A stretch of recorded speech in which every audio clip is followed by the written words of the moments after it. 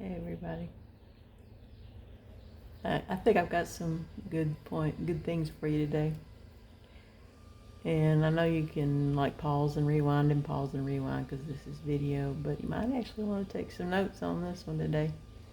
So just get your pencil and paper and then come back. But I decided to read from my chicken book. I have my own chicken book. That was a suggestion of one of the authors that I read. He kept a chicken book, and he would put little things that he learned as he did his own studying and his own experiments. So I got a little bit of stuff from the Scientific Breeding of Game File. A little bit's going to be from the Best Veterinarian Gasset. A little bit's going to be from Genetics and Animal Breeding, and a teeny bit from Tanbark. Additive gene action means that the phenotype of one gene adds to the phenotype effect of the gene inherited from the sire, so down to sire, to produce the given trait so affected. Non-additive gene action means although the two genes that combine may have an effect on the individual, it's not such that each gene contributes directly to the trait.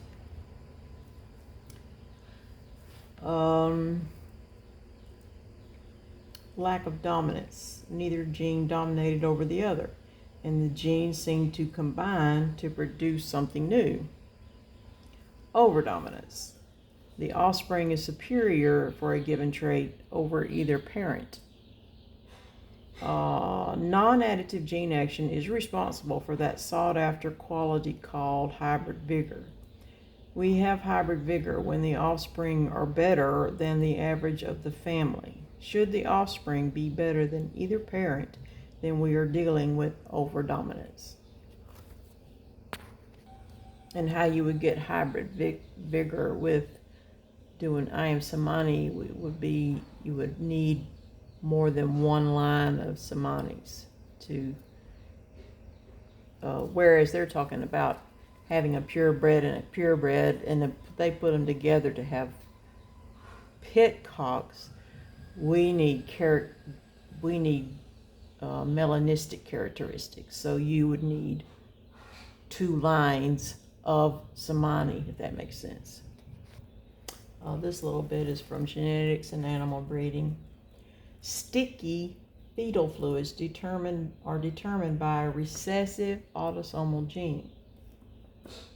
Another lethal defect is crooked neck dwarf. Development appears normal up to the 11th day of incubation, after which the embryo develops edema with the result that growth slows down and the embryo dies during the 20th to 21st day. The breast and thigh bone muscles are dystrophied and the neck is crooked. The trait is due to a recessive autosomal gene. And the reason why I thought the sticky one was interesting is because you hear things about sticky chicks. Oh, you did your humidity wrong, blah, blah, blah, blah. Well, it could be a recessive autosomal fatal gene. So just keep that in mind. Mortality during the embryonic stages is highly concentrated in short periods. It's around the 4th and the 12th day of incubation.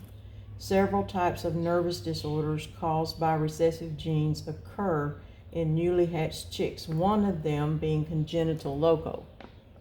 It is characterized by the chicks being unable to stand immediately after hatching. The head is drawn back and the chick falls over, and they will not survive. Congenital shaking is another nervous disorder. Some shake so much they can't stand. Some look more normal. About 90% die before they are 1 month old. Individual birds can attain maturity, but they are invariably smaller and generally retarded compared with their normal full sibs. So I have had chicks, excuse me, that's my dog wanting in. He's a very big dog, so if you don't let him in, he'll tear the door up. Genetics and Animal Breeding, page 227. I've touched on this before, but I'm going to read it again. Nakedness can be mentioned as an example of a sex-linked recessive defect. I'm going to have to turn the air off. The chicks exhibit varying degrees of nakedness already at hatching, but the condition is most pronounced at 4 weeks of age. In the adult birds, the feathering is often much better developed. There is a high mortality both during incubation and after hatching. Nearly 50% of the homozygotes and hemizygotes die in the final 3 days of incubation. A male chick must inherit the recessive gene from both parents to show nakedness. A female chick only needs to inherit it from the mother. So if you have a bald male chick, that means both parents are carrying this trait. And that's why I thought, I know we see a lot of the nakedness in some of the darker, more fibro birds, and somewhere in there's a connection with this. You can't convince me there's not, but this might be important for us to keep in mind, because I believe, y'all correct me if I'm wrong, but even on the preserves list of characteristics that you need, baldness is one of the things you just need to stay away from. And I think the chicks would be healthier if we breed away from the baldness. So if you have a female chick that's bald, it only needs to inherit it from the mother, but it doesn't mean that the father doesn't have it too. But if you have enough chicks from that pairing, and if you have a male chick that is bald, then that means both parents carry the trait. And then maybe you could kind of get away from that. Okay, this part is from the Best of Narragansett. I make many mistakes and sustain 10 disappointments to every triumph, but never any question or confusion as to the identity of the fowl bred. Each one can be traced back with positive certainty as far as is necessary. And then he starts talking about how critical it is to keep very detailed records, because once you start having traits that you don't want in your offspring, you need to trace where that came from. To do this requires the keeping of accurate permanent records. Give the trial maidens a fair chance. You would not have made them in the first place unless you felt they had possibilities. But once you are satisfied they are not what you want, eradicate every feather from your yard. You will make other mistakes and suffer further disappointments next year and the year after that. But don't make the same mistake twice or perpetuate previous foul balls. Now, as to those good ones which come along all too seldom, it is the quality of his offspring which counts, the kind of genes he passes on to his progeny. This applies to cock and hen alike, and in about equal proportion so far as I have observed. For this reason, I single mate everything. I am just as much interested in the individual hen as I am in the cock to whom she is mated. Even two full sisters, when covered by the same cock, are in separate pens. If the progeny from one sister is superior to that of the other, I want to know it, and carry on with the superior sister. Frequently, even usually, there are greater differences in the progeny than most people believe. Once you locate those outstanding producers, how do you handle them? My own practice is to make as many infusions of that particular individual's blood into the line as possible, but in what I term repeated but small doses, rather than concentrated or close inbreeding, such as mother to son, father to daughter, or brother to sister. Specifically, I breed such a cock to say 3 or 4 of my best hens, marking the offspring from each hen separately. I try to keep the hens as far apart as possible from a relationship standpoint, though of course they are all somewhat related. But avoid breeding to full sisters or anything that close. From such offspring, I can carry on the outstanding cock's blood for some time without resorting to close inbreeding. And he's not against inbreeding, by the way. He just prefers it in small doses. After 3 or 4 generations, a son of a cock is introduced into the line, or perhaps the original cock himself if he is still alive and vigorous. By that time, his blood on the female side has been cut down to 1/4 or perhaps 1/8 if you figure things mathematically. Hence, the next infusion boosts the proportion substantially. Many times the pedigree of a certain individual will show the original cock's blood appearing 5 or 6 times, although in small proportion each time and frequently on both sides of the mating. By this time, the original cock's influence upon the offspring becomes very pronounced through the repeated small infusions, often more pronounced than if intensive inbreeding were followed. Meanwhile, you have escaped the hazards of loss of strength, size, vigor, etc., which frequently attend close contiguous matings. The same procedure is followed with the grape-producing hen. She is bred to 3 or 4 cocks, sometimes to more than 1 cock during the same season.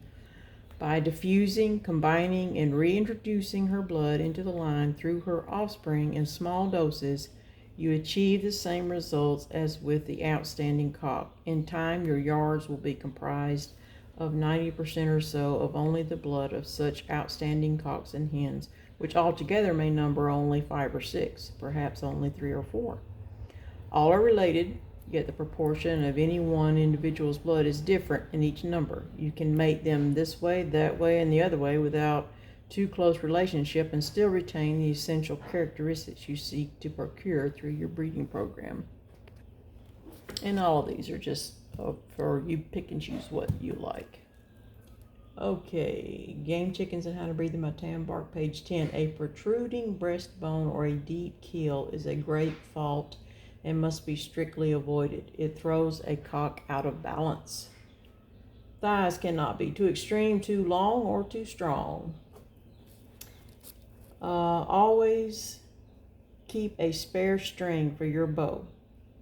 Only 1 out of 10 top performing stallions proves to be a good sire. On the opposite side, 6 out of 10 top performing mares prove to be good matrons or broodmare. Your chances are 6 times as good for producing superior offspring if you concentrate on selecting superior females rather than males, and the principles do apply in the chicken world too. Repeated small infusions of blood from outstanding individuals is a best safe method. Not perfect, you can't hit the jackpot every time, and this is also the same technique or very similar that they talk about in the scientific breeding of game fowl that's called recurring reciprocal. Crossbreds or hybrids almost invariably pass along their worst characteristics. The good qualities of your bird are often the result of the cross and cannot be passed along.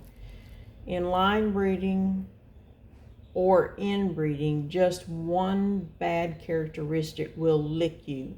For the closer you breed, the more pronounced this defect becomes. This one is if you have birds that are too small. It says if you want to increase the size, breed to early pullets in March. Take it or leave it. Let's see, the scientific breeding of game fowl, page 21. The purpose of inbreeding is to increase the number of homozygous pairs of genes and to decrease heterozygosity. This makes the inbred fowl more uniform. The unfortunate thing is that undesirable genes, such as lethal genes, also become homozygous. Most lethal genes are recessive and do not express themselves until they are homozygous. It should be understood that only lethal genes in the heterozygous stage can survive. When homozygous, the individual dies. There are also sex-linked lethals that would be considered homozygous. The female has only 1 sex chromosome, so only 1 lethal on the sex chromosome would eliminate her before she is hatched. So any female that lives is known to be free of the sex-linked lethal. Only the male can carry the recessive sex-linked lethal, which might be important if you're having poor hatch rates. You may be suspecting that the male is carrying a recessive sex-linked lethal trait. Okay, as a practical recommendation, breed to daughters of great performing mares and to sisters of great performing stallions. Strength, conformation, durability, and gameness more often than not descend from the female side. Action and speed from the male. Matings can go the opposite. You find dominant individuals of both sexes. When you locate such a one which produces offspring of superior merit, hang on to him or her for dear life. This one is interesting. It's about generation gap. He had discovered that the high-producing hen transmitted her egg-laying capabilities not to her daughters, but rather to her sons, and that those sons in turn transmitted the ability to their daughters, her granddaughters by her sons. So some traits have a generation gap. So like when they say you need to give your pairings a chance, you may need to get your offspring and then try a mother to son and a father to daughter to see what the grandchild does, because sometimes there's a generation gap. From time immemorial, the brood hen has become established as the cornerstone of a strain. You are never going to locate such a hen through flock breeding or even by mating a pen full of sisters. Single mate, there is no other way. The hen needs to be perfect in conformation, disposition, performance, and heredity. That's it for today. Love y'all. Bye. Talk to you later.